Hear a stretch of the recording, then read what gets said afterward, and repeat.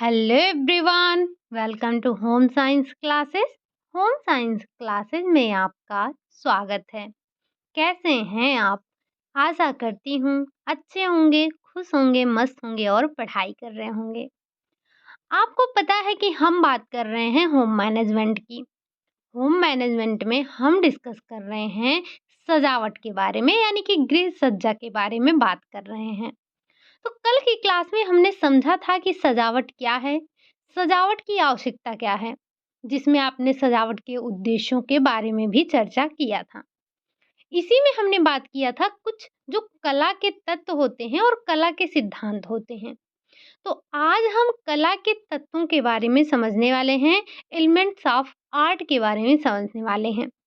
उससे पहले हम ये समझते हैं कि ये कला होती क्या है। कला कला शब्द जो होता है ये मानव जीवन में इतना ज़्यादा घुल-मिल गया है कि कला के बिना मानव जीवन की जो संभावना है वो शून्य होती है। आपको हर क्षेत्र में कला चाहिए। कला से एक प्रकार से हम ये कह सकते हैं कि जो कला है ये कला मतलब किसी भी दक्षता का प्रयोग जब हम सुंदरता उत्पन्न करने के लिए करते हैं, तो वही आपका कला कहलाता है। आपके अंदर जो भी क्षमताएँ हैं, जो भी दक्षताएँ हैं, जब आप उनका उपयोग किसी सजावट के उद्देश्य से करते हैं या फिर सुंदरता उत्पन्न करने के लिए करते हैं, तो वही आपका सजावट कहलाता है। थोड़ा-सा हम इसके बारे में समझते हैं, देन हम चलते हैं अपने कला के तत्वों के पास। सबसे पहले यही लाइन आपके लिए है कि किसी भी दक्षता का प्रयोग जब सुंदरता उत्पन्न करने के लिए किया जाता है, तो उसे हम कला के नाम से जानते हैं। क्या कहते हैं? उसे हम कला के नाम से जानते हैं। अब ये कला है क्या? तो कला जो होता है आपका, वैसे तो ये कला विचारों और भावों को इस ढंग से अभिव्यक्तिकरण है कि वो आनंद प्रदान करती है। कोई भी सजावट हो, साज-सज्जा हो, सुंदरता उत्पन्न करने के लिए कोई भी कला की गई हो, जब उससे आनंद की अनुभूति ना हो, तो वो सजावट बेकार होती है, वो कला आपका बेकार होता है। तो कला क्या है? विचारों और भावों को इस ढंग से अभिव्यक्तिकरण है कि वो आनंद प्रदान करती है। मनुष्य अपने चारों ओर जिन सुंदरता व हृदय स्पर्शी वस्तुओं को देखता है, वह इसमें इतना मग्न हो जाता है कि अपने शब्दों और हाव-भाव के द्वारा उन्हें स्पष्ट करना चाहता है। कला का मुख्य उद्देश्य सृजन करना है। जब आप कला का जो मुख्य उद्देश्य होता है, वो सृजन करना होता है। अब वास्तविक कलाकार वही होता है जो और अपने विचारों अपने चारों ओर की अस्त-व्यस्त सामग्री को इस प्रकार से सुव्यवस्थित रूप से क्रमबद्ध रखते हैं कि सृजन की हुई वस्तु में एकता का भाव प्रतीत होता है। कल भी जब हमने पढ़ा था कल हमने जब पढ़ा था सजावट के बारे में, सजावट के उद्देश्यों के बारे में, तब भी वहाँ पर एक चीज़ देखी थी। क्या? कि जब हम अपने वस्तुओं को, सामानों को व्यवस्थित ढंग से रखते हैं, तो वही आपकी सजावट कहलाती है। तो जब आप अपने वस्तुओं को कुछ इस तरह से क्रमबद्ध करते हैं कि वो सृजित की हुई वस्तु में आपको एकता का भाव प्रतीत होता है। कलात्मक वस्तु शारीरिक इंद्रियों की अपेक्षा मस्तिष्क और हृदय को अधिक संतुष्ट प्रदान करती है। मतलब जब आप साज-सजावट कर रहे हैं, तो ये आपकी शारीरिक इंद्रियों की अपेक्षा जो आपका मन मस्तिष्क है, जो आपका हृदय है, उसको ज़्यादा ये संतुष्टि प्रदान करती है। कला मनुष्य की भावनाओं की अभिव्यक्ति का एक सुंदर माध्यम होता है और अभिव्यक्ति हो जाने पर आनंद, संतोष ये सब हमें प्राप्त होता है। जैसे कला की प्रेरणा और अभिरुचि मनुष्यों को प्रकृति से ही मिली है। ये जो साज-सज्जा की बात हम करते हैं, ये आपको ऐसे ही नहीं मिली है, ये तो आपको कह सकते हैं प्राकृतिक रूप से मिली है। तो जैसे आधुनिक समय की बात करें तो आधुनिक समय में जैसे-जैसे मनुष्य और व्यस्तता की ओर बढ़ता जा रहा है, वैसे-वैसे उसका कला की ओर जो रुझान है, वो बढ़ता जा रहा है। इसका कारण क्या है? इसका कारण है कि कला सौंदर्य उत्पन्न करती है और मनुष्य की जो थकान है, वो मिटाकर उसको चेतना, उसको स्फूर्ति, उसको शक्ति प्रदान करने का कार्य करती है। और कला के भली-भाँति समझने के लिए या फिर कलात्मक सृजन के लिए हमें कला के तत्वों के बारे में जानना अति आवश्यक है। तो जो हमारे कला के तत्व हैं, ये हमने कल भी देखा था कि कितने होते हैं, 7 होते हैं। अब सबसे पहले हमें समझना है कि वो 7 कला के तत्व हैं कौन? फिर हम एक-एक करके बात करते हैं। पहला है आपका रेखा, दूसरा है आपका आकार, तीसरा है आपका नमूना, जिसे हम डिज़ाइन कहते हैं। चौथा है आपका पोत, जिसे हम टेक्सचर के नाम से जानते हैं। पाँचवा है आपका रंग, जो कि कलर है आपका। छठा है आपका प्रकाश और सातवां है आपका स्पेस। क्या है? सातवां है आपका स्पेस, जो कि ये आपकी यही 7 कला के तत्व हैं। इनको आपको रट जाना है। 7 कौन-कौन से हैं कला के तत्व, ये आपको पता होना चाहिए। ठीक? ये मतलब आवश्यक नहीं है कि इन तत्वों का उपयोग करने से सजावट निश्चित रूप से सुंदर दिखाई देगा, लेकिन इन तत्वों का उपयोग व्यक्ति अपने निर्देशक के रूप में कर सकता है और सजावट को आकर्षक बनाने की कोशिश भी कर सकता है। अब ये भी ज़रूरी नहीं है कि आप ये जो कला के सारे आप तत्व देख रहे हैं, इन सारे तत्वों का आप एक ही साथ उपयोग कर लें, ठीक? ये आप इनके उपयोग से अपने घर को और भी सुंदर आकर्षक बनाने की कोशिश कर सकते हैं। तो आपने देखा कि ये हमारे 7 कला के तत्व हैं। उम्मीद है कि आपको ये सातों तत्व याद हो गए होंगे, क्योंकि कल भी हमने इनको डिस्कस किया था, आज भी हमने इनकी बात कर ली। अब चलिए चलते हैं हम एक-एक करके सारे तत्वों के बारे में समझते हैं। सबसे पहले हम बात करेंगे रेखा के बारे में, जिसको हम कहते हैं लाइन, ठीक? लाइन क्या है, रेखा क्या है? तो इसके बारे में आप बहुत कुछ ना जाने तो बस इतना ही समझें कि 2 बिंदुओं के मेल को हम रेखा कहते हैं, ठीक? या 2 बिंदुओं के मेल से रेखा का निर्माण होता है। आपने देखा होगा कि अधिकांश डिज़ाइन में कई रेखाओं से मतलब जब हम कोई भी डिज़ाइन बनाते हैं, तो उसमें कई रेखाओं का प्रयोग करते हैं। कई रेखाओं का उपयोग करके बनाए जाते हैं, लेकिन फिर भी उनमें कोई एक प्रकार की रेखा दबाव डालती है, जो कि डिज़ाइन की विशेषता में योगदान देती है।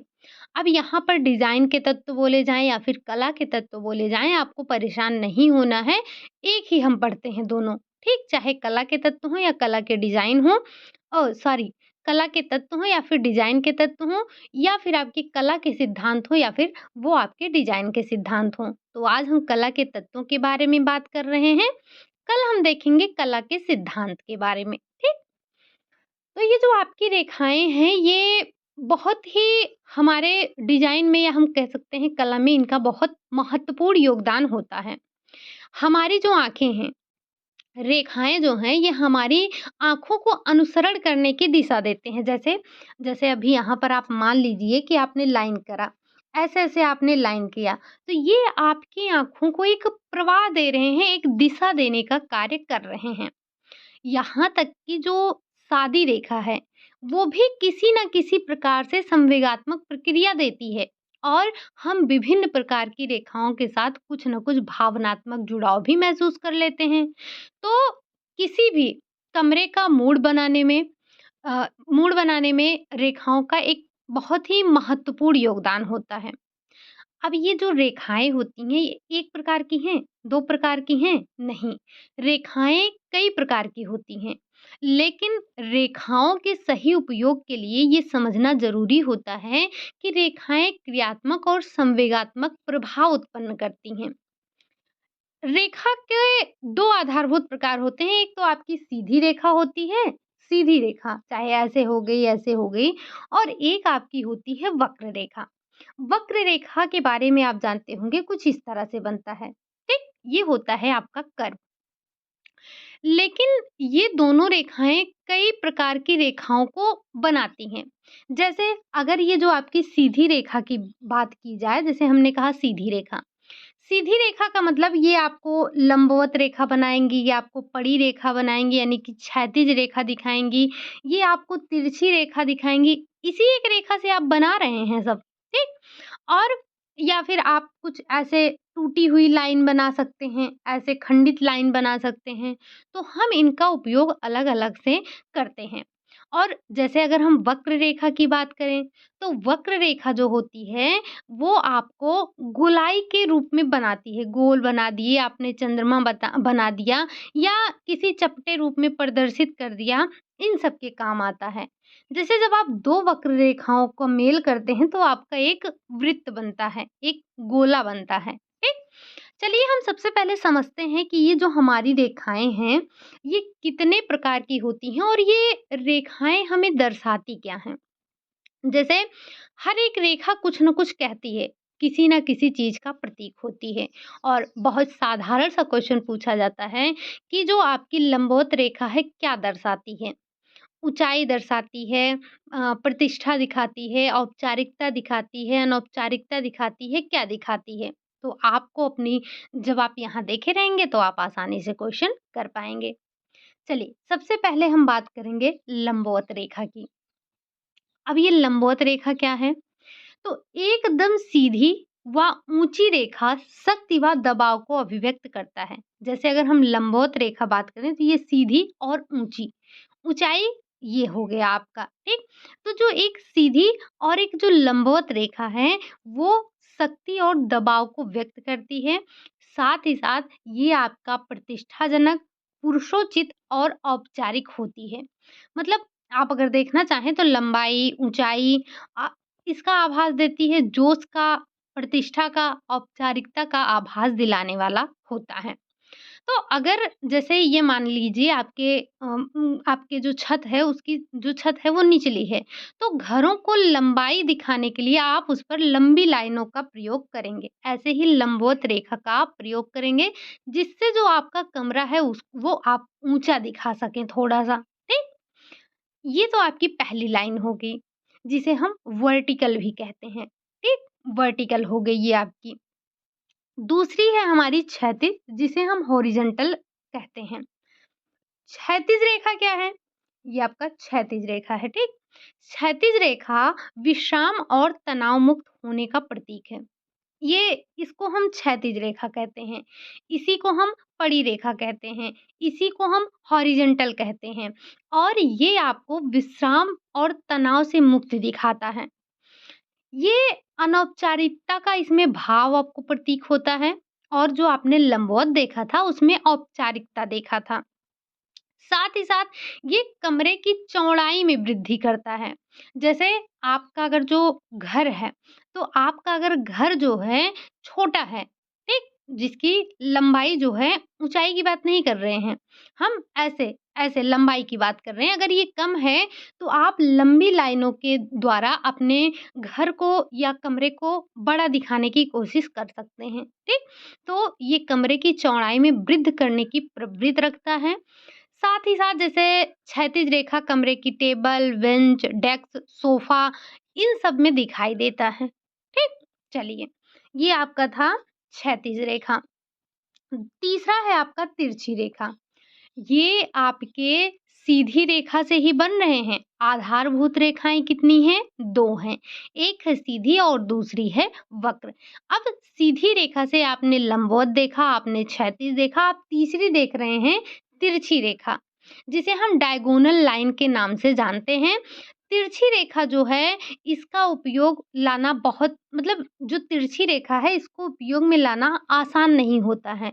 जैसे हमें बहुत आसानी से हम समझ जाते हैं ना कि हमें कहाँ लंबी लाइन का प्रयोग करना है, कहाँ पर हमें क्षैतिज लाइन का प्रयोग करना है, कहाँ पर हमें ऊर्ध्वाधर का। लेकिन जो ये तिरछी रेखा होती है ना, इसको हमें बहुत सोच समझ के उपयोग में लाना होता है। ये एक आपका क्रियाशील रेखा है। आँखों को गतिशीलता प्रदान करने का ये कार्य करती है। जैसे जब आप तिरछी रेखा का उपयोग करते हैं, तो ये एक प्रकार से आपको आपकी आँखों को गतिशीलता प्रदान करता है। अगर हम बात करें तिरछी या जो झुकी हुई रेखा है, दोनों का संयोजन संतोषजनक रूप से प्रस्तुत किया जाता है। तिरछी रेखा में आप क्षैतिज या फिर लंबवत रेखा की तुलना करके देखेंगे तो जिस रेखा की दिशा आपको दबावपूर्ण होती है, उसकी जो विशेषता है, उसके अनुसार आपको सजावट करनी होती है। जैसे आप अगर इधर इधर की तरफ कर रहे हैं, तो आपका झुकाव इस साइड में है। वहीं अगर आप ऐसे देखना चाहें, एक आपको दबाव किस तरफ दिख रहा है? आपको दबाव इस दिशा में दिख रहा है, लेकिन आप ऐसे कर रहे हैं तो दबाव आपको इस दिशा में दिख रहा है, ठीक? तो आपको इसी के अकॉर्डिंग सजावट करना और एक थोड़ा-सा जब आप तिरछी रेखा का चुनाव कर रहे हो तो आपको बहुत ही सावधानी बरतनी होती है। अगला रेखा है आपका वक्र रेखा, जिसे हम कर्व लाइन के नाम से जानते हैं। अब ये कर्व लाइन क्या है? तो वक्र रेखा आकर्षक, नाजुक व लोचमय होती है। ये आपको वक्र रेखाएँ जो होती हैं, ये कैसी होती हैं? आकर्षक भी होती हैं, नाजुक भी होती हैं, लोचमय होती हैं और ये प्रसन्नता, जीवंतता और वैभव का प्रतीक मानी जाती हैं। ये सभी नमूनों या फिर वॉलपेपर हो गया, आपके फर्नीचर डिज़ाइन हो गया, पर्दा हो गया, पुष्प सज्जा हो गया, इन सब के थ्रू आप इसको प्रयोग में लाते हैं। ऐसे आप दीवालों पर ऐसे कर्व लाइन नहीं बनाता देखेंगे, आप ज़्यादातर ऐसे जब नमूने वगैरह बनाते हैं, तो वहाँ पर आप इनका उपयोग देखने को मिलता है और साथ ही साथ इनका जब आप प्रयोग कर रहे हों, इनका उपयोग कर रहे हों, तो सावधानी पूर्वक करना चाहिए, अदरवाइज़ ये अस्थिरता का प्रभाव प्रस्तुत करने लगेंगे। जैसे जो आपकी वक्र रेखा है, वक्र रेखा अर्धचंद्राकार हो सकती है, पूर्ण वक्र हो सकता है या फिर यस आकार का हो सकता है, कुछ इसी तरह से आप उपयोग में लाते हैं। अगर हम बात करें जैसे कुछ टेढ़ी-मेढ़ी रेखाएँ हम प्रयोग में लाते हैं, ठीक? टेढ़ी-मेढ़ी में कुछ इस तरह से, ठीक? इस तरह से हो गया, इस तरह से हो गया, मतलब आप क्या करते हैं वही तिरछी, सीधी यही रेखाएँ तो प्रयोग करते हैं। तो हम कई प्रकार की रेखाओं का प्रयोग करके अपने कला के तत्वों में इनको शामिल करते हैं, ठीक? ये आपने एक देखा कला के तत्व में सबसे पहला तत्व जो कि रेखा था आपका। उम्मीद है कि ये रेखा आपको समझ में आया होगा। अब चलते हैं हम कला के दूसरे तत्व जो कि है आपका आकार। आकार के बारे में थोड़ा-सा समझते हैं कि ये आकार क्या होता है? आकार, आकार और स्वरूप दोनों शब्दों को एक दूसरे के पर्याय के रूप में उपयोग में लाया जाता है। यद्यपि इनके अर्थों में थोड़ी-सी भिन्नता है, जब रेखाएँ किसी स्थान से जुड़ती हैं तो इसके परिणाम स्वरूप आपको बाह्य रेखा या फिर आकार निर्मित हो जाता है। इसमें सबसे इम्पोर्टेंट क्या है? सबसे इम्पोर्टेंट ये जो आपका आकार है, आकार का प्रकार है। आकार का प्रकार, आकार कई प्रकार के होते हैं। और ये जो आपके आकार बनते हैं, इन रेखाओं के मिश्रण से ही बनते हैं। जो अभी आपने 2 मूलभूत रेखाएँ देखी, इन्हीं 2 मूलभूत रेखाओं के आधार पर हम आकार का निर्माण करते हैं। ये आपके कई प्रकार के आकार हैं, जिसमें सबसे पहले हम बात करेंगे वर्गाकार। वर्गाकार, तो यहाँ पर इसके बारे में बहुत ज़्यादा नहीं लिखा है, हम एक बार सबसे पहले यहाँ पर वर्ग बनाते हैं। ये आपका वर्ग हो गया, ठीक? ये वर्ग क्या है? तो वर्ग में सबसे पहले आप ये बताइए कि आपने कितनी लाइनों का और कैसी लाइनों का प्रयोग किया है? अगर बात की जाए एक वर्ग की, तो एक वर्ग में हम कौन-कौन सी लाइन प्रयोग किए हैं? सबसे पहले हम 2 4 तो हमारी सीधी लाइन है, ठीक? 4 में 2 आपकी खड़ी रेखाएँ हैं और 2 आपकी पड़ी रेखाएँ हैं। तो आप ऐसे भी लिख सकते हैं कि 2 खड़ी रेखाएँ यानी कि 2 आपकी वर्टिकल हैं प्लस 2 आपकी हॉरिज़ॉन्टल रेखाओं के निर्माण से आपका वर्ग का निर्माण होता है और इसमें जो 4 हमारी रेखाएँ हैं, 4 जो हमारी रेखाएँ हैं, 4 रेखाओं चारों रेखाएँ हमारी बराबर होती हैं। तो इन चारों रेखाओं के संयोग से एक वर्ग का निर्माण होता है। यहाँ पर लिखने की आवश्यकता नहीं है, हमें ऐसा लग रहा है क्योंकि आप जब ऐसे एक वर्गाकार बनाकर एक वर्ग लिख लेंगे, तो आपको इतना पता ही होगा कि वर्ग में चारों जो आपकी भुजाएँ होती हैं, वो बराबर होती हैं। मतलब ये भुजा, ये भुजा, ये भुजा, ये भुजा बराबर है। तो जब आप 2 खड़ी और 2 पड़ी लाइनों के मेल से क्या बनाते हैं, एक वर्ग का निर्माण करते हैं, ठीक? सबसे पहले आपने क्या किया? सबसे पहले आपने चौक या इसी को आप स्क्वायर भी कहते हैं। ये जो 4 भुजा वाला है, इसमें 4 भुजा में 2 बनता है, एक बनता है आयताकार जिसे हम कहते हैं रेक्टेंगल, और एक बनता है आपका चौकोर, जिसे हम कहते हैं स्क्वायर या फिर वर्ग के नाम से जानते हैं। तो आपने 2 खड़ी और 2 पड़ी रेखाओं का प्रयोग किया। अब इसमें आपका जो ये आयताकार हो गए, जो आपका वर्गाकार है, ये इन्हीं 4 रेखाओं से बनता है। अगर हम बात करें, जैसे आपने यहाँ पर शेप तो देखा ही होगा कि ये आपका क्या था, ये आपका वर्ग था जिसमें चारों भुजाएँ आपको इक्वल दिख रही हैं।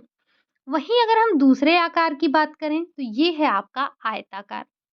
आयताकार भी आपका 2 रेखाओं से के मेल से ही बनता है, मतलब 4 रेखाओं के मेल से ही बनता है, लेकिन इसमें जो आमने-सामने की भुजा होती है वो बराबर होती है, और 2 इसमें भी खड़ी रेखाएँ होती हैं और 2 पड़ी रेखाएँ होती हैं, ठीक? तो इसमें भी 4 भुजा है और आयताकार में भी 4 ही भुजा होती है। बस फ़र्क इतना होता है, अब चाहे आप इसको ऐसे बनाएँ और चाहे आप इसको ऐसे बनाएँ, दोनों बातें एक ही हैं। बस इसमें आमने-सामने की भुजा जो होगी वो बराबर होगी। ये भुजा बराबर इसके होगी और ये भुजा बराबर इसके होगी। तो इसमें भी आप यही ध्यान रखेंगे कि 2 खड़ी लाइनें, ये आपकी 2 खड़ी लाइनें हैं और 2 पड़ी लाइनें, इनके मेल से हम आयत का निर्माण करते हैं। ठीक? चलिए, अगला है आपका त्रिभुजाकार। त्रिभुज, त्रिभुज में कैसे बनता है? तो त्रिभुज आपका ऐसे बनता है। त्रिभुज कैसे बनता है? ऐसे बनता है। अब इसमें आपने क्या किया है? तो जो ये आपका त्रिभुज है, त्रिभुज में आपने 2 तिरछी रेखाओं का प्रयोग किया और एक आपने पड़ी रेखा का प्रयोग किया, या आपने एक क्षैतिज रेखा का प्रयोग किया। ये आपका क्या था? त्रिभुज। उम्मीद है कि त्रिभुज, वर्ग, वृत्त, ये सारी चीज़ें, पंचभुज, षष्ठभुज, ये सारी चीज़ें आप जानते हैं। ठीक? तो जब यहाँ से क्वेश्चन पूछा जाएगा कि जब 2 तिरछी और एक सीधी रेखा मिलाकर क्या बनाती हैं? तो वो बनाती हैं त्रिभुज, ठीक? अगला है आपका गोलाकार। अब ये जो गोलाकार होता है, ये क्या होता है? तो इसमें आपने अभी क्या पढ़ा था, एक व ये क्या है? ये आपका गोलाकार हो गया, ठीक? इसमें अगर आप देखें तो ये आपने एक कर्व यहाँ था और एक कर्व यहाँ था आपका। एक वक्र, मतलब 2 आपने वक्र रेखाओं को मिला दिया है। जब 2 वक्र रेखाओं को आप मिला देते हैं तो एक गोला बन जाता है, जिसे आप गोलाकार कहते हैं, ठीक? अगला आपका बनता है पंचभुज। पंचभुज जिसमें 5 भुजाएँ होती हैं। अब 5 भुजाओं के लिए आप कैसी-कैसी या किन रेखाओं का उपयोग करते हैं? सबसे पहले आप ऐसे, ये आपका पंचभुज बन गया, ठीक? 1 भुजा, 2 भुजा, 3 भुजा, 4 भुजा, 5 भुजा, ये 5 भुजा हो गया। 1, 2, 2 आपने खड़ी लाइन का प्रयोग किया, 1 आपने पड़ी लाइन का प्रयोग किया। खड़ी-पड़ी समझ में आ रहा है ना? मतलब खड़ी जो कि आपकी लंबवत रेखाएँ हैं। आपने 2 लंबवत रेखाओं का प्रयोग किया और 1 क्षैतिज रेखा का प्रयोग किया। साथ ही साथ 2 तिरछी रेखाओं के प्रयोग से हम बनाते हैं पंचभुज को। अगर इसी में हम षष्ठभुज की बात कर लें, तो षष्ठभुज भी आपका ऐसे ही बनेगा, ऐसे। ये बन गया आपका षष्ठभुज। सॉरी, ये थोड़ा-सा गड़बड़ हो गया, कोई बात नहीं। ये आपका हो गया, ये हमने बना दिया क्या? ये हमने बना दिया षष्ठभुज। इसमें 2 हमने खड़ी रेखाओं का प्रयोग किया, लंबी रेखाओं का प्रयोग किया, लेकिन 4 हमने तिरछी रेखाओं का प्रयोग किया। तो हम 2 खड़ी रेखाओं और 4 तिरछी रेखाओं के प्रयोग से बनाते हैं षष्ठभुज। अच्छा, एक बात और ध्यान रखिएगा, ये हम जो खड़ी-पड़ी बात कर रहे हैं, आप इसको ऐसे भी बना सकते हैं, ऐसे भी बना सकते हैं, ठीक? तो 2 आपने क्या किया, पड़ी रेखाओं का इस्तेमाल किया और 4 आपने तिरछी रेखाओं का इस्तेमाल किया, इस्तेमाल करके आपने एक रूप बनाया, आकार बनाया। तो ये कुछ आपके मुख्य मुख्य आकार के प्रकार थे। आप वर्गाकार बनाते हैं, आप आयताकार बनाते हैं, त्रिभुजाकार बनाते हैं, गोलाकार बनाते हैं, पंचभुज बनाते हैं, षष्ठभुज बनाते हैं। ठीक? इतनी चीज़ों को आपने समझ लिया किसमें, आकार में। चलिए, अब चलते हैं हम कला के अगले तत्व, जिसका नाम है टेक्सचर यानी कि पोत। अब ये टेक्सचर क्या है? तो जब हम टेक्सचर शब्द सुनते हैं, टेक्सचर के बारे में चर्चा करते हैं, तो हमारे दिमाग में, हमारे मस्तिष्क में कुछ जैसे छूने जैसी बात आ जाती है कि टेक्सचर की बात हमने की तो हमारे दिमाग में तुरंत आया कि कोई ऐसी टचेबल क्वालिटी की बात हो रही है। लेकिन पोत में जो दृष्टिगत गुण के साथ स्पर्शजन गुण भी होता है। ठीक? तो क्योंकि जब हम किसी वस्तु को चिकना या फिर खुरदरा, कड़ा कुछ ऐसा दिखाते हैं, तब हम अपनी जो पूर्व स्पर्शजन हमारी जो संवेदना है, उससे जुड़ जाती है। जब तक आप किसी चीज़ को छुए नहीं रहेंगे पहले, तो कैसे समझ पाएँगे? तो एक कलाकार अपने कैनवास पर प्रिंटिंग के द्वारा इस प्रकार पोत प्रदर्शित करता है कि एक जो महिला है, महिला के द्वारा पहनी गई सुंदर सैटिन की ड्रेस के जो चमकदार फोल्ड दिखाई देते हैं या एक फूलों वाले प्याले पर जो सुंदर नर्म सी पत्तियां दिखाई देती हैं, ये पोत उस कलाकार के कार्य की विशेषता को प्रदान करते हैं। अगर कहीं भी आपका जैसे आपके पास कोई भी अ, फ्लावर ही बना है या कोई पत्ती बनी है, तो आप तुरंत ये कह सकते हैं कि ये बिल्कुल कैसा है, इसका टेक्सचर जो है वो बिल्कुल नरम है, मुलायम है। ठीक? तो जिस प्रकार आप आकार एवं रंग जिस प्रकार से आकार एवं रेखा, आकार एवं रंग कुछ भाव या संदेश देते हैं, ठीक उसी प्रकार पोत भी संदेश देता है। जैसे अगर खुरदुरा और मोटा पोत है, तो वो कठोरता और दृढ़ता के गुण को बताएगा। अगर आपके पास कोई ऐसा आपने कोई चीज़ देखा, जो कि जैसे आप कोई कपड़ा टच करते हैं, तो हम कपड़ा जब लेते हैं ना, तो पहले उसको लेते हैं हाथ में, उसके बाद अपने दोनों हाथों के बीच में रख के उसको रगड़ते हैं। देखते हैं ना कि इसका टेक्सचर कैसा है? अरे! ये तो खुरदुरा है, ये तो बड़ा मोटा है। तो वही बताया जा रहा है कि खुरदुरा और मोटा पोत हमेशा मतलब ये कठोरता और दृढ़ता का गुण दिखाता है। वहीं चिकना और महीन पोत जो है, वो औपचारिकता और वैभव का प्रतीक होता है। अच्छा ये बताइए ये जो आपकी रेशम की साड़ी होती है या रेशम के जो कपड़े होते हैं, ये कितने हल्के होते हैं? बहुत हल्के होते हैं।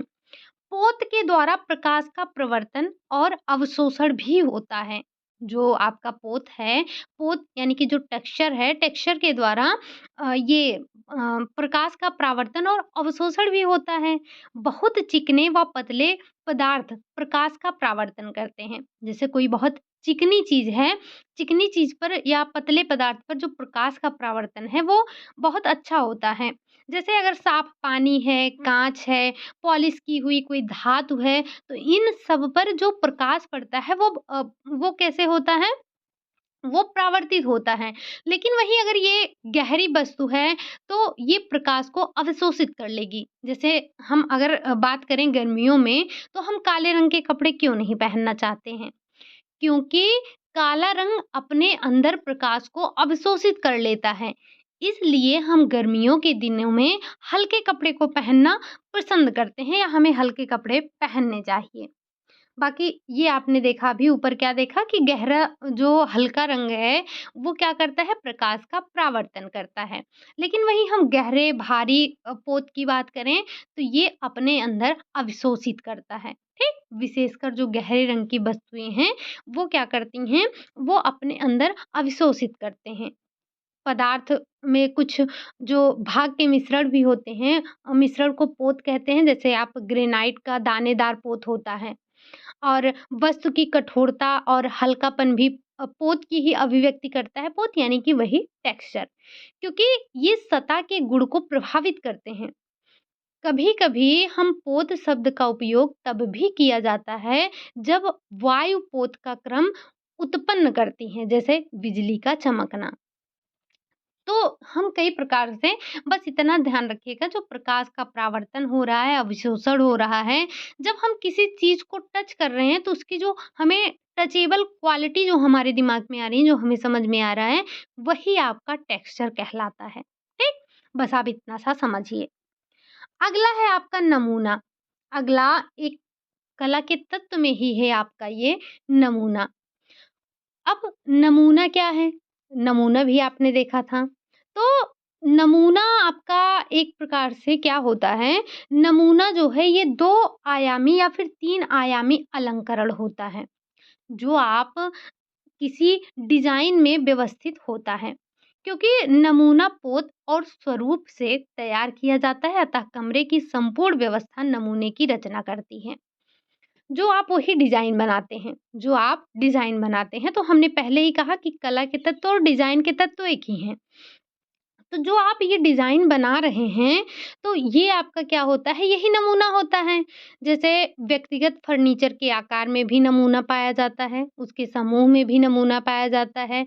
आप दीवार पर जो प्रिंटिंग करते हैं, जो फर्श पर बिछावन लाकर बिछाते हैं, ये सारी चीज़ों में आपको नमूने देखने को मिलते हैं। इन सब में नमूना पाया जाता है। नमूने में गति भी होती है और इन्हें इस प्रकार व्यवस्थित किया जाता है ताकि ये कमरे या फिर वस्तु की लय के अनुरूप गति करें। नमूना अगर होगा तो ये इससे आपके कमरे के मुख्य रुचि के साथ प्रतियोगी नहीं होगा। ये अगर अच्छा नहीं होगा तो आपका कमरा बड़ा भड़कीला-भड़कीला लगेगा। तो जब भी आप कोई नमूना बनाएँ तो वो आपके कमरे के अनुरूप हो, तभी वो अच्छा लगेगा। अब ये जो नमूने भी बनाए जाते हैं, ये कई प्रकार के होते हैं। जैसे जैसे एक तो आपका होता है प्राकृतिक नमूना, दूसरा होता है ज्यामितीय नमूना, तीसरा होता है अमूर्त नमूना और चौथा होता है आपका मिश्रित नमूना। प्राकृतिक नमूना, जैसे जब आप जब नमूना आप बना रहे हैं, जब आप डिज़ाइन बना रहे हैं, जब आप पैटर्न बना रहे हैं, तब आप उसमें प्राकृतिक दृश्यों का समावेश कर रहे हैं। अच्छा, जब हम छोटे थे, आप में से सभी लोग जब छोटे थे तो आप सभी ने एक एक अपने ड्राइंग में एक ड्राइंग ज़रूर बनाई होगी। एक ऐसे ही आपके पास जो चार्ट पेपर हुआ करता था, कौन-सा? ऐसे आपके पास एक चार्ट पेपर हुआ करता था, तो उसमें हम क्या करते थे, यहाँ पर हमारे पहाड़ वगैरह बनते थे, यहाँ पर हम घर बनाते थे, पेड़-पौधे बनाते थे, यहाँ से हमारी नदियाँ जाती थीं, यहाँ से सूर्य देवता उगते थे और यहाँ पर छोटे-छोटे पेड़-पौधे हुआ करते थे, तालाब भी हुआ करता था और साथ ही साथ यहाँ पर कुछ पंछी पेड़ पर बैठे रहते थे, साथ ही साथ कुछ जीव-जंतु तालाब में पानी वगैरह पी रहे होते थे। तो ये किस प्रकार का दृश्य हम बनाकर ले जाते थे? आप सभी ने बनाया होगा और ज़रूर बनाया होगा। यही आपका प्राकृतिक दृश्य था।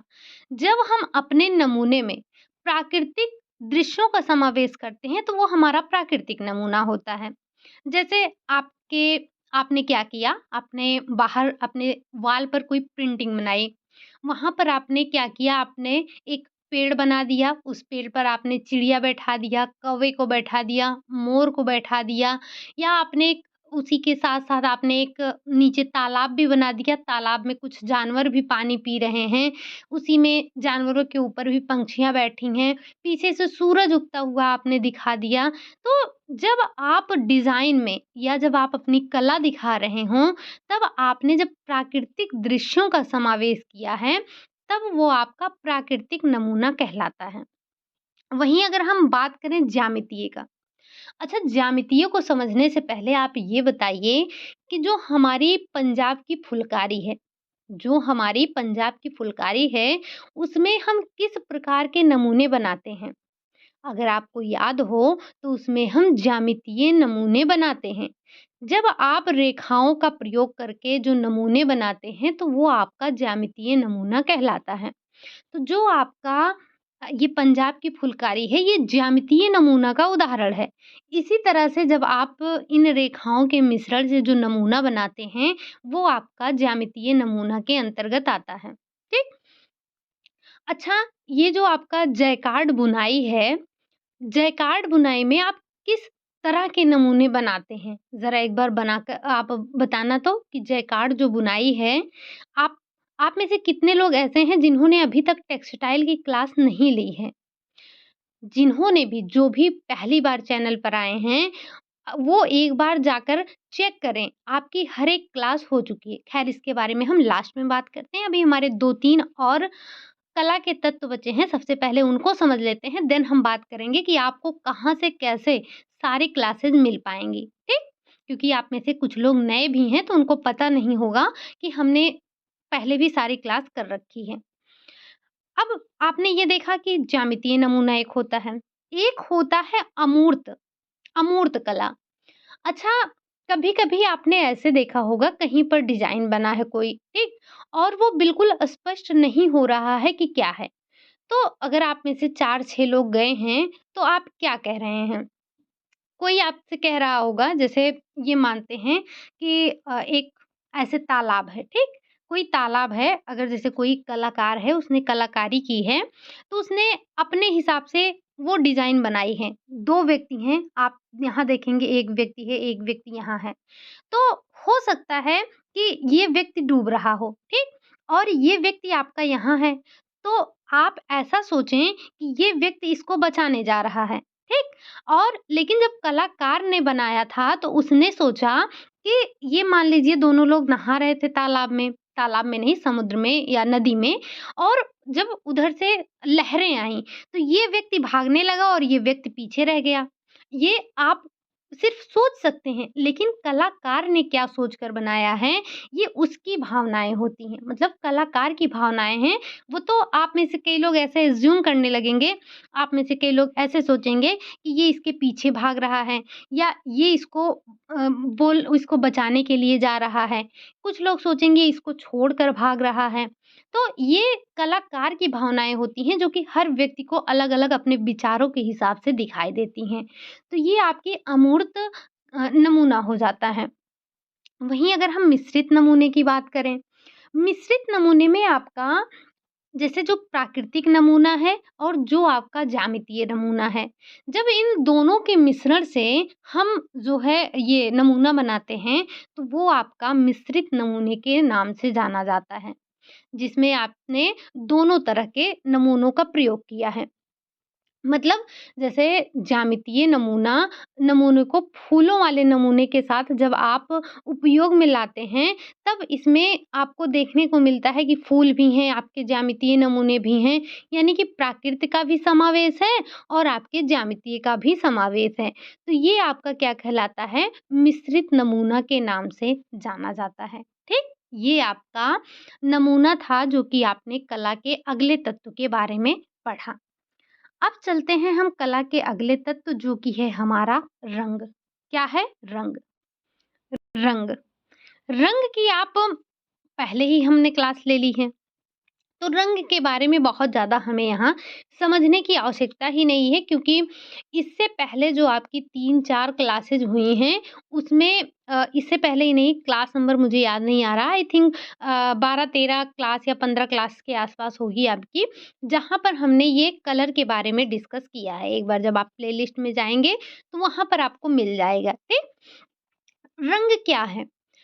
तो रंग किसी भी कला का एक विशिष्ट अंग है और ये किसी भी वस्तु, वातावरण को सुंदर, मनोहर बनाने का कार्य करती है।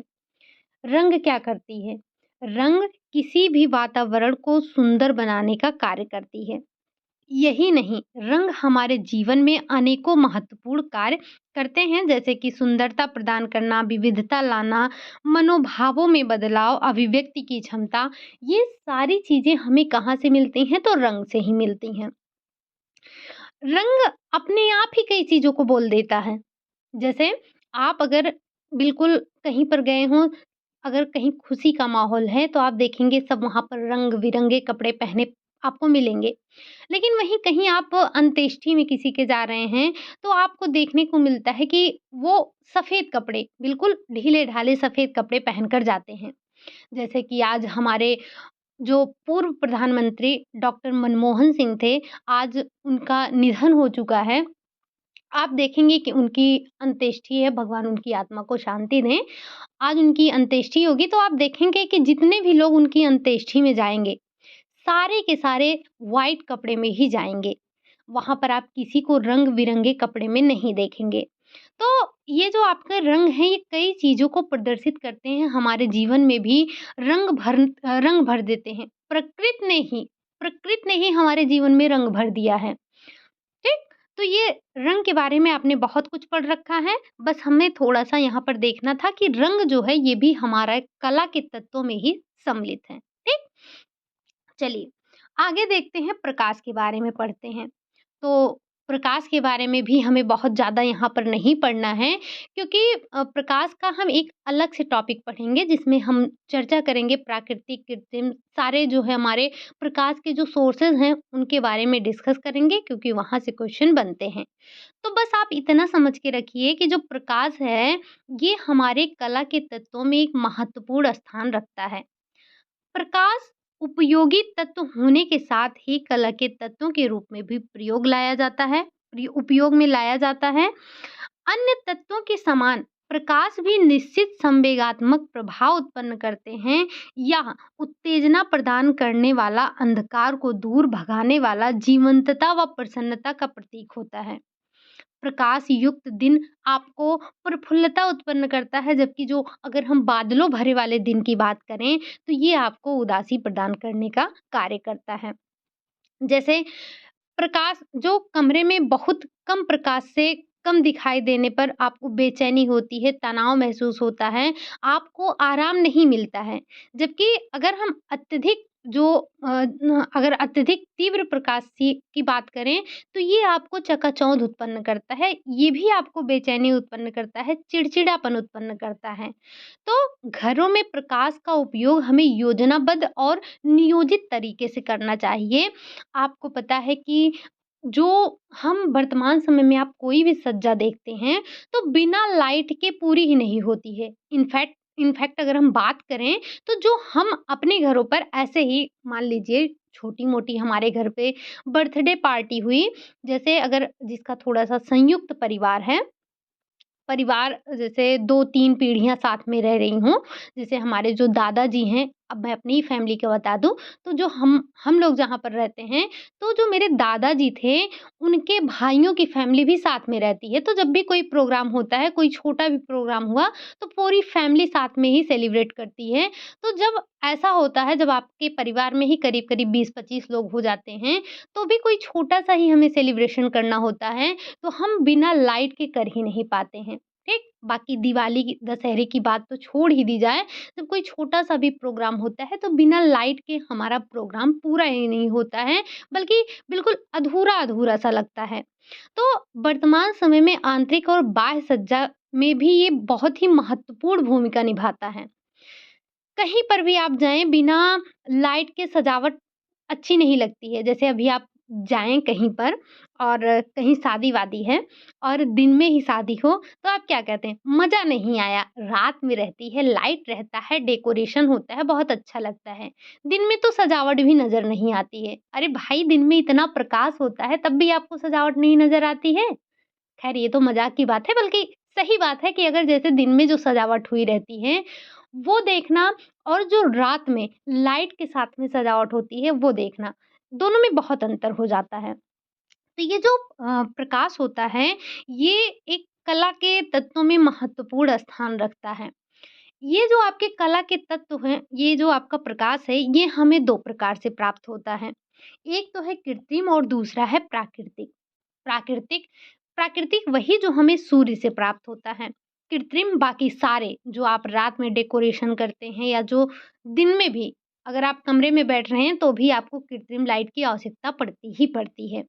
तो हम 2 प्रकार से लाइट को प्राप्त करते हैं। अब यहाँ पर बहुत ज़्यादा हम लाइट की बात नहीं करेंगे, क्योंकि हमने आपसे पहले ही कहा कि हमें 1 दिन क्लास लेनी होगी लाइट के लिए, ठीक? तो ये भी आपके कला के तत्वों में ही समाहित है। अगली है जो कि हमारी लास्ट है, लास्ट कला के तत्व में हम बात करते हैं रिक्त स्थान की। रिक्त स्थान की बात करेंगे किसमें? कला के तत्वों में। आपने 6 देख लिया, 7वाँ क्या है? 7वाँ आपका कला का तत्व क्या है? वो है रिक्त स्थान। अच्छा, आपको एक बात और ध्यान रखनी है, जैसे जो अभी आपने प्रकाश के बारे में समझा, ये प्रकाश आपकी कला के तत्वों में तो है, कला के 7 तत्वों में हमने प्रकाश को समाहित किया है। लेकिन कभी आपसे ये पूछा जाए कि प्रकाश को कला के मूल तत्वों में समाहित किसने नहीं किया है, तो आप एक नाम ध्यान रखेंगे, रट महोदय का। रट महोदय ने कला का मूल तत्व प्रकाश को नहीं माना है, ठीक? चलिए, अब हम बात कर लेते हैं स्पेस की, स्थान की। कला के तत्व की अगर हम बात करें, कला के तत्व के रूप में स्थान का अर्थ है दृष्टिगत रूप से कमरे के आकार में वृद्धि करना और कमरे को विश्राम और सुंदरता का अनुभव कराना। कमरे के बीच में बड़ी अविभाजित खुली जगह आँखों को दूर तक जाने देती है और विशेषकर तब जब समान पदार्थ या रंग का उपयोग कमरे में किया गया हो। जैसे जब आप एक ही रंग की व्यवस्था करते हैं कमरे में और उसमें आपने कोई पार्टीशन नहीं किया है, तो आपको वो ये जो आपने अविभाजित कर रखा है मतलब विभाजन नहीं किया है, तो ये आपकी आँखों को दूर तक जाने देते हैं, जब आपने एक रंग का प्रयोग किया है तब। ठंडा और हल्के वैल्यू वाले रंग कमरे में विशिष्ट भावनात्मक प्रभाव उत्पन्न करते हैं। अच्छी तरह मिश्रित रंग न्यूनतम संपूरकता और नमूने प्रदान करते हैं। कुल मिलाकर जब भी आप साज सजावट करें, तो आपका उसमें एक रिक्त स्थान के लिए स्पेस होना चाहिए। जैसे फर्श से छत तक काँच का पर्दा उपयोग में लाने से जो कमरे की विशिष्टता है उसकी अनुभूति होती है। और इसी प्रकार दृश्यगत उपकरणों का उपयोग करने जैसे आपने शीशे का उपयोग किया, ये दर्पण हो गया, इसके उपयोग से आपको कमरा बड़ा दिखाई देता है। कमरे का आकार जो है वो बड़ा आपको दिखाई देता है। प्रकाश एक अन्य तंत्र है जिसमें स्थान की भावना के लिए आप उपयोग कर सकते हैं। आपका कमरा भले ही थोड़ा छोटा हो, लेकिन आपने उसमें अगर थोड़ा-सा स्पेस बनाकर रखा है, लाइट की अच्छी व्यवस्था की है, तो कमरा आपका अत्यंत सुंदर लगता है। तो जब भी हम साज-सजावट करें, हमें इस बात का ध्यान होना चाहिए कि हमारी सज्जा में रिक्त स्थानों का हमें ध्यान रखना चाहिए, ठीक? तो ये आपके थे कला के 7 तत्व जिसके बारे में आपने समझा और यहाँ से एक बार नहीं कई बार क्वेश्चन पूछे गए हैं। सबसे पहले तो यही पूछ लिया गया है कला के कितने तत्व हैं? 7 हैं। निम्नलिखित में से कला का कौन-सा तत्व नहीं है? निम्नलिखित में से कला का तत्व कौन-सा है? त्रिभुज बनाने के लिए किन-किन रेखाओं का उपयोग किया जाता है? आयत बनाने के लिए कितनी रेखाओं की आवश्यकता होती है? खड़ी रेखाएँ किसका प्रदर्शन करती हैं? पुरुषोचित रेखा कौन-सी है? ये सारे क्वेश्चन आपसे पूछे जा चुके हैं और रंग रंग से तो पता नहीं कितना क्वेश्चन पूछा जा चुका है और रंग आपको हमने 1 नहीं, 2 नहीं, 3 नहीं बल्कि 4-4 पार्ट में आपको रंग को बताया है। चाहे वो आपकी प्रांग रंग योजना हो, चाहे मुंसिल रंग योजना हो, सब के बारे में आपको अच्छे से पढ़ाया है। एक-एक विशेषता को बताई है हमने, हर एक कलर के महत्व को बताया है हमने और घर में गृह सज्जा में आपको रंग का उपयोग कैसे करना है, ये सारी चीज़ें हमने डिस्कस कर रखी है। उम्मीद है कि आपने सारी क्लासेस ली होंगी। अब आप में से जो लोग नए हैं, जैसे कई लोग ऐसे होंगे जो नए हैं, पहली बार चैनल पर आए हैं, तो सबसे पहले तो आपसे यही रिक्वेस्ट है कि आप सबसे पहले चैनल को सब्सक्राइब कर लीजिए, ताकि आपको यहाँ से भूलना भटकना ना पड़े। सबसे पहले ये आप एक लोगो दिख रहा होगा आपको यहाँ पर, ये क्या है आपको एक लोगो दिख रहा होगा ये है आपका लोगो। ऐसा ही लोगो आप जहाँ पर ये क्लास देख रहे हैं, वहीं पर नीचे दिख रहा होगा। तो जस्ट उसी लोगो के बगल जहाँ पर लिखा है होम साइंस क्लासेस, आप वहीं पर टच करेंगे, तो आप पहुँच जाएँगे चैनल पर। जब आप चैनल पर पहुँच जाएँगे, तो आपको एक जगह मिलेगा होम, एक मिलेगा वीडियो, एक मिलेगा आपको प्लेलिस्ट और एक मिलेगी आपको कम्युनिटी पोस्ट। तो आप सबसे पहले जाएँगे प्लेलिस्ट पर। जब आप प्लेलिस्ट पर जाएँगे तो आपको एक तरफ से सबसे पहले आपको शायद आरडीए मिलेगा। आरडीए का फ़ोल्डर मिलेगा, उसके नीचे आपको गृह प्रबंध का फ़ोल्डर मिलेगा। गृह प्रबंध के फ़ोल्डर में आप जाएँगे, वहाँ पर आपको सारी क्लासेस मिल जाएँगी। आई थिंक आज की आपकी 49 नंबर की क्लास है। इससे पहले आपको 1 नंबर से लेकर 49 नंबर तक की क्लास आपको इसी प्लेलिस्ट में मिल जाएगी। सबसे नीचे आप जाएँगे क्योंकि सबसे नीचे हमने बाद में ऐड किया था क्लास नंबर 29 से लेकर क्लास नंबर 37। तो यहाँ पर जब आप देखेंगे तो भवन के आपको कई पार्ट जैसे सीढ़ी हो गई, छत हो गए, दरवाजे हो गए, खिड़कियाँ हो गई, इन चारों के बारे में डिस्कस किया गया है। आप एकदम स्क्रॉल करके एकदम नीचे जाएँगे तो वहाँ पर आपको मिलेगी। ये सारी क्लासेस आपको वहीं पर मिल जाएँगी और साथ ही साथ आपको इसी प्लेलिस्ट में नीचे सारे के सारे फ़ोल्डर, चाहे वो आपके होम मैनेजमेंट हों, चाहे वो आपके न्यूट्रिशन साइंस हो, चाहे आपका टेक्सटाइल हो, चाहे आपका चाइल्ड डेवलपमेंट हो, चाहे आपका होम मैनेजमेंट हो, चाहे आपका हेल्थ साइंस हो, और कुछ बच रहा है आपका क्या? ये आपका हो गया होम मैनेजमेंट, ये हो गया nutrition science, textile, child development, एक बच रहा है एक्सटेंशन एजुकेशन। ये फिजियोलॉजी साथ में, ये इतने फ़ोल्डर आपको कहाँ पर मिलेंगे? एक बार हम फिर से इनको देख लेते हैं कि कौन-कौन से फ़ोल्डर आपको मिलेंगे। तो एक तो आपको मिल जाएगा होम मैनेजमेंट का, एक आपको मिल जाएगा टेक्सटाइल का, एक मिल जाएगा न्यूट्रिशन साइंस का, एक मिल जाएगा चाइल्ड डेवलपमेंट का, एक आपको मिल जाएगा एक्सटेंशन एजुकेशन का। इसी के साथ में आपको एक मिल जाएगा हेल्थ साइंस का और एक मिल जाएगा आपको फिजियोलॉजी का। इतने तो आपको फ़ोल्डर मिल जाएँगे जिसमें हमने थ्योरी की क्लास कर रखी है। साथ ही साथ आपको 2-3 प्लेलिस्ट मिलेगी जिसमें हमने सिर्फ़ और सिर्फ़ प्रैक्टिस सेट डिस्कस कर रखे हैं, तो वो वहाँ पर आपको प्रैक्टिस सेट मिल जाएगी। साथ ही साथ हमने आरडीए कर रखा है। अच्छा, हमने कल आपसे पूछा था कि आप में से कितने लोग नेट देने वाले हैं? हालाँकि मैंने चेक नहीं किया, कल रात में पोल डाला था, मैं चेक कर लूँगी। तो जिसको भी देना होगा, तो आप ये आरडीए वाला ज़रूर कर जाइएगा। साथ ही साथ हमने एक महत्वपूर्ण बिंदु के नाम से एक फ़ोल्डर बनवाया है, जिसमें हमने आपको एसडीजी करवाया है। एसडीजी में आप अगर कुछ नहीं याद करते हैं, तो सिर्फ़ जो आपके 17 गोल दिए गए हैं, उन गोलों को पढ़कर जाइएगा, ठीक?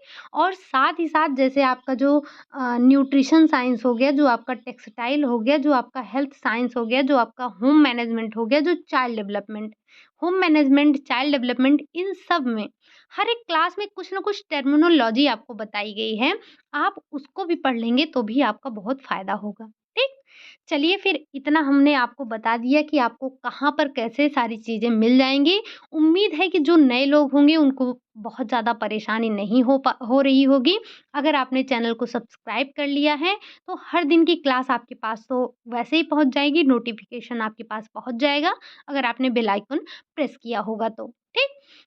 बाकी हर पर डे आपका 3 पीएम पर ये क्लास होती है और आप संडे को प्रैक्टिस होती है।